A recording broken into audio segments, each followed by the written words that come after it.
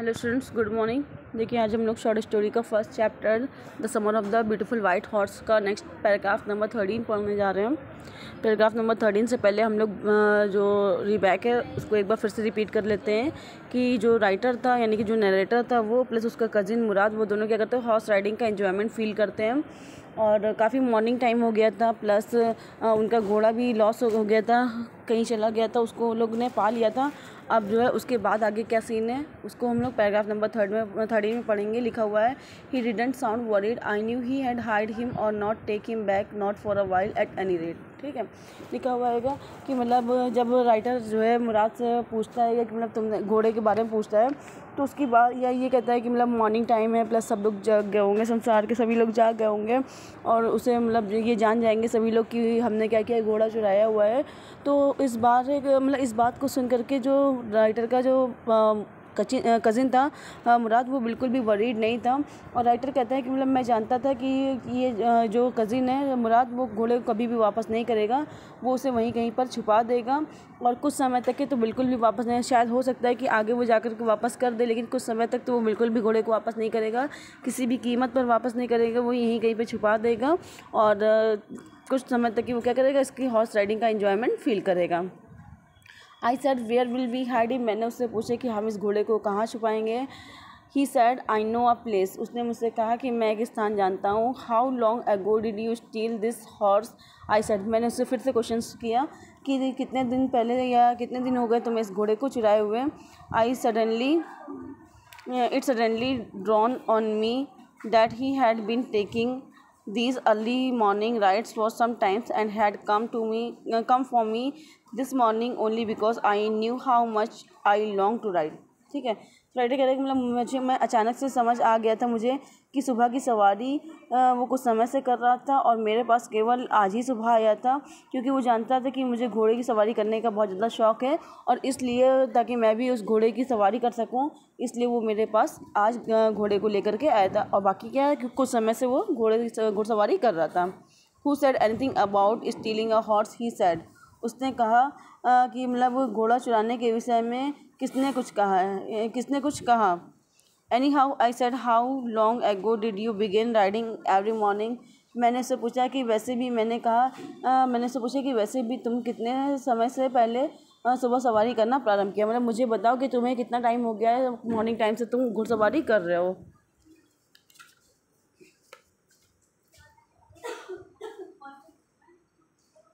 Next आता है paragraph number 14। तो राइटर कह रहा है कि जब मैंने उससे पूछा कि कितने लंबे समय से तुम इसकी घुड़सवारी कर रहे हो, मतलब इस घोड़े को चुराए हुए तुम्हें कितना समय हो गया है, तब जो उसका कज़िन था मुराद, वो उत्तर देता है कि नॉट अंटिल दिस मॉर्निंग, कि आज सुबह से ही नहीं। तो मैंने उससे पूछा कि मतलब उसने मुझसे कहा कि आज सुबह से ही तो मतलब मैं घुड़सवारी कर रहा हूँ। तो मैंने उससे कहा, are you telling the truth, क्या तुम सच बोल रहे हो। तो उसने मुझे क्या कहा कि ऑफ कोर्स नॉट, बिल्कुल नहीं, मतलब मैं तुमसे सच नहीं बोल रहा हूँ। He said, but if we were found out, लेकिन अगर हम पकड़े गए, that's what you are to say, तो तुम्हें यही कहना होगा कि हम केवल आज ही घुड़सवारी कर रहे, इससे पहले हम इस घोड़े को नहीं जानते थे। I don't want both of us to be liar. ठीक है, तो राइटर कह रहा है कि मतलब मैं नहीं चाहता कि हम दोनों झूठे साबित हों।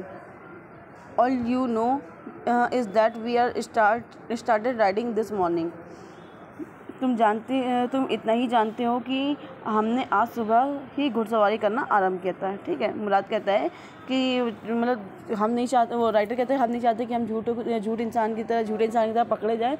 तो मुराद कहता है कि तुम्हें केवल इतना ही कहना है कि अगर मान लो हम लोग कभी पकड़े जाएंगे वहाँ कभी बाई चांस, तो तुम्हें सिर्फ इतना ही कहना है कि हम सिर्फ आज ही इस घोड़े की घुड़सवारी कर रहे हैं। ऑल राइट आई सेड, मैंने कहा ठीक है। He walked the horse quietly to barn of the deserted vineyard, which at one time had been the pride of the farmer named फतवाजियन। वो घोड़े को चुपचाप बाड़े के एक सुनसान अंगूर वाले बाग में ले गया, जो कभी फतवाजियन नामक किसान का गौरव हुआ करता है। यानी कि जो किसान, इसका नाम फतवाजियन है, वो उसके खेत में ले गया और उस खेत में क्या था कि अंगूर की बेलें लगी हुई थी। There was some oats and dry alfalfa in the barn. बैरन यानी कि जो मतलब जो बाड़ा था, ठीक है, उसमें क्या थी, कुछ जाई और कुछ लहसुन घास रखी हुई थी। वी बिगेन वॉकिंग होम, और उसके बाद क्या हुआ कि हम मतलब हमने उसको वहाँ पर छिपाने के बाद हम घर की ओर वापस मतलब पैदल लौटने लगे। It was not easy he sad, उसने मुझसे कहा कि इट वॉज नॉट ईजी, ये आसान नहीं था, to get the horse to behave so nicely, उसने मुझसे कहा कि ये आसान नहीं था कि घोड़े के आचरण को इतना अच्छा बनाया जाए। At first it wanted to run wild, पहली बार तो वो जंगली होकर के उन्मुक्त दौड़ना चाहता था। But as I have told you, लेकिन जैसे कि मैंने तुम्हें बताया था, I have a way with a horse, कि मतलब मैं उससे सब कुछ करवा सकता हूँ, मतलब मैं घोड़े से कुछ भी करवा सकता हूँ। I can get it to want to do anything I want to do it, ठीक है। तो राइटर क्या कहते हैं, वो मुराद क्या कहता है कि मतलब पहले तो शुरू में कहता है कि ये जो घोड़ा है ये जंगली तरीके से उन्मुक्त होकर के या फ्रीली दौड़ना चाहता था।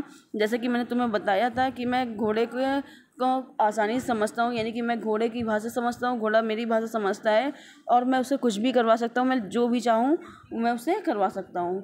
हॉर्स अंडरस्टैंड मी, क्योंकि घोड़ा मेरी बात समझता है। नेक्स्ट आता है paragraph number 15। How did you do it, I said, मैंने उससे कहा, मतलब मैंने उससे पूछा कि तुम ये कैसे करते हो। I have an understanding with the horse, he said, तो उसने मुझसे कहा कि घोड़े के साथ मेरा एक समझौता है।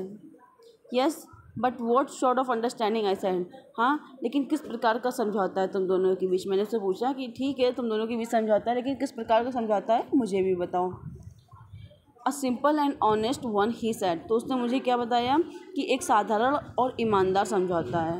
Well I said, I wish I knew how to reach an understanding like that with a horse, ठीक है। तो उसने मुझसे कहा कि ठीक है, काश मुझे भी, मतलब मैंने उससे कहा कि ठीक है काश मुझे भी पता होता है कि घोड़े के साथ ऐसा समझौता कैसे किया जाए। तो मैं भी क्या करता कि घोड़े के साथ समझौता करके उसे मित्रता कर लेता, और मैं भी हॉर्स राइडिंग का कम्प्लीटली इंजॉयमेंट लेता। You are still a small boy, he said, तो उसने मुझसे कहा कि तुम अभी एक छोटे से बच्चे हो। When you get to be 13 you will know how to do it, और जब तुम लगभग 13 साल के हो जाओगे, यानी कि मेरी उम्र के समान 13 साल के हो जाओगे, तुम्हें भी समझ में आ जाएगा ये कैसे करना है, यानी कि घोड़े के बीच समझौता कैसे करना है या घोड़े को कैसे समझना है। I went home at a hearty breakfast, ठीक है। तो कह रहा है कि I went home at a hearty breakfast, यानी कि राइटर कह रहा है कि मतलब उस दोपहर मैं I went home at a hearty breakfast, मैं घर आया और मैंने पेट भर के नाश्ता किया। The afternoon my uncle Khosrove came to our house for coffee and cigarette, और दोपहर के समय में मेरे जो चाचा थे, राइटर के जो चाचा थे खुशरो, वो उनके घर यानी कि राइटर के घर कॉफ़ी और सिगरेट पीने के लिए आए। He sat in a parlour sipping and smoking the remembering the old country, वो पुराने ग्रामीण परिवेश में बैठे हुए थे और पुराने ग्रामीण परिवेश को याद कर रहे थे। बैठक में बैठ करके वो कॉफ़ी का आनंद ले रहे थे, सिगरेट पी रहे थे और पुराने ग्रामीण परिवेश को याद कर रहे थे।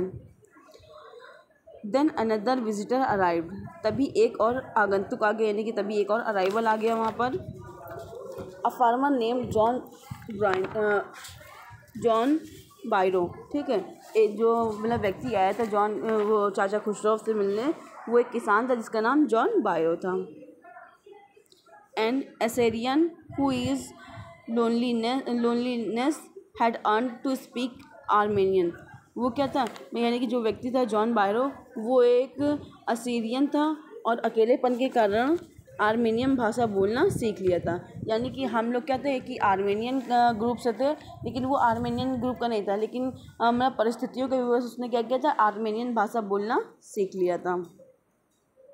माई mother brewed the lonely visitor coffee and tobacco, मेरी जो मदर थी वो क्या थी, उस मतलब जो अराइवल था यानी कि जॉन बायरो जो थे उनके लिए तंबाकू और कॉफ़ी लेकर के आई। And he rolled a cigarette and sipped and smoke, उसने सिगरेट बनाई, कॉफ़ी की चुस्की ली और सिगरेट पीना स्टार्ट कर दिया। Then at last saying sadly, he said, तब अंत में बहुत ही दुख भरी सांस लेते हुए या आह भरते हुए वो बोला, my white horse which was stolen last month is still gone. मेरा घोड़ा जो पिछले महीने चोरी हो गया था वो अभी तक ही नहीं मिला। I can not understand it. मुझे समझ नहीं आ रहा है कि मतलब मैं क्या करूँ। Next paragraph number 16। My uncle Khusro became very irritated and shouted. उसकी इस बात को सुन करके मेरे जो अंकल थे खुशरो वो बहुत ज़्यादा चिढ़ गए या बहुत ज़्यादा मतलब गुस्से में आ गए और चिल्लाते हुए उससे कहते हैं इट इज़ नो हार्म, कोई बात नहीं। What is the horse loss of a horse, कि घोड़े के खोने का क्या नुकसान। Haven't we all lost the homeland, क्या हम सब ने अपना स्वदेश नहीं खोया, यानी कि हम सब ने जो अपना स्वदेश खो दिया, अपना देश ही खो दिया है, जो हमारा मतलब मदर लैंड थी जो हमारी, तो हमें उसका पछतावा नहीं हुआ, तो एक घोड़े के खोने का तुम्हें क्या पछतावा है।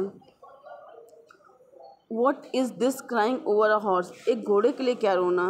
That may be all right for you, संभवतः आप जैसे एक शहरी व्यक्ति के लिए कहना ठीक हो सकता है।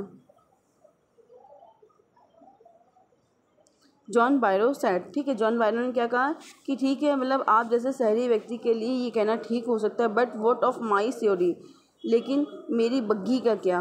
What good is a surrey without a horse, कि बिना घोड़े के बग्घी किस काम की होगी। Pay not attention to it. My uncle Khosrove roared, मेरे अंकल खुशरफ चिल्लाते हुए, रोड मतलब दहाड़ना होता है, ठीक है, लेकिन यहाँ पर सेंस निकलेगा चिल्लाने का कि मेरे अंकल खुशरफ जो हैं वो चिल्लाते हुए कहते हैं कि पे नो अटेंशन टू इट, इस पर ध्यान मत दो। I walk 10 miles to get here, मैं यहाँ तक आने के लिए 10 मील पैदल चला हूँ। जॉन बायरो ने कहा कि मतलब मैं यहाँ आने के लिए 10 मील तक पैदल चला हूँ। You have legs, my uncle Khosrove shouted, तो मतलब जब उसने ये बात कही कि मुझे यहाँ आने के लिए लगभग 10 मील पैदल चलना पड़ा, तो जो मेरे जो चाचा थे खुशरफ, यानी राइटर के जो चाचा थे खुशरफ, वो चिल्लाते हुए कहते कि तुम्हारे पास पैर भी हैं। My left leg pins me, the farmer said, तो जो फार्मर था वो कहता है कि माई लेफ्ट लेग पेन्स मी, यानी कि जो मेरा बायां पैर है उसमें दर्द होता है।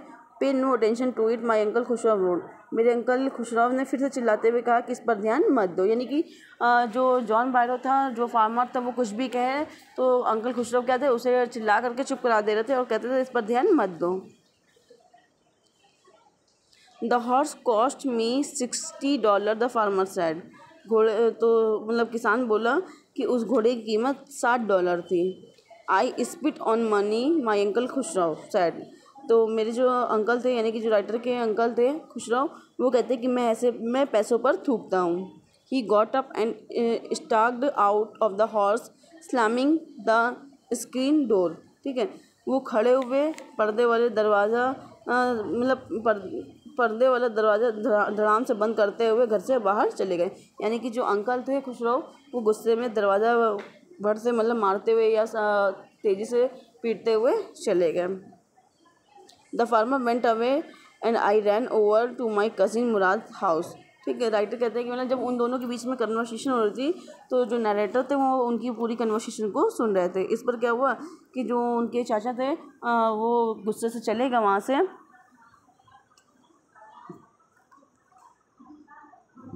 माई मदर एक्सप्लेन, मेरी मदर ने क्या किया, उनको एक्सप्लेन किया। He has a gentle heart, she said, उन्होंने कहा कि इनका हृदय कोमल है। It is simply that he is homesick and such a large man, बस बात इतनी सी है कि उन्हें घर की याद आती है और वो इतने लंबे चौड़े व्यक्ति भी हैं, उन्हें अपने घर की बहुत ज़्यादा याद आती है और इसी कारण क्या हो गया वो थोड़े चिड़चिड़े स्वभाव के हो गए। द फार्मर वेंट अवे, तभी किसान क्या होता है चला जाता है और जो मेरे चचेरा भाई था मुराद, मैं उसके घर की ओर दौड़ करके जाता हूँ।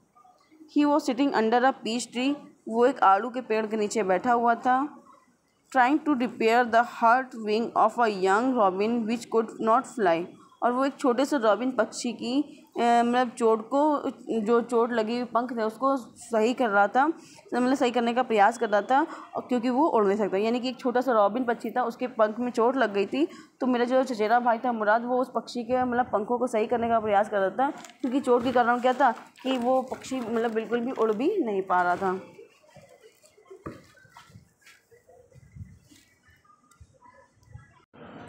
He was talking to the bird, और वो जब उसके मतलब चोट पर मरहम लगा रहा था तो वो साथ ही साथ क्या था, उससे बातें भी करते जा रहा था।